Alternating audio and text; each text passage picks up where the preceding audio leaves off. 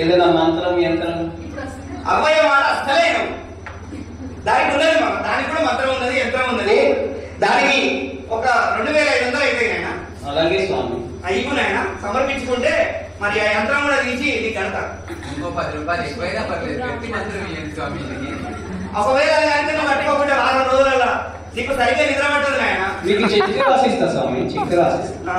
స్వామీజీ ఏదైనా చేయండి స్వామి, కానీ ఇది మాత్రం తొలగించాడు స్వామి. అందరు ఇబ్బంది పడుతున్నారు స్వామి. అలాగే అలాగే అలాగే. నీ గ్రహభాగం మంచిగా లేక ఎన్నెన్నో అవస్థలు పడుతున్నావు నాయన. నీకు గురుడు అటు ఇటు వస్తుండు, శుక్రుడు ఏమో ఇటు నుండి వస్తుంది ఆయన, కానీ శని మధ్యలో ఉండి అడ్డుకుంటుంది నాయన. ఈ శని ఎవరు స్వామి మధ్యలో? ఆ శని నీ లోనే నాయన.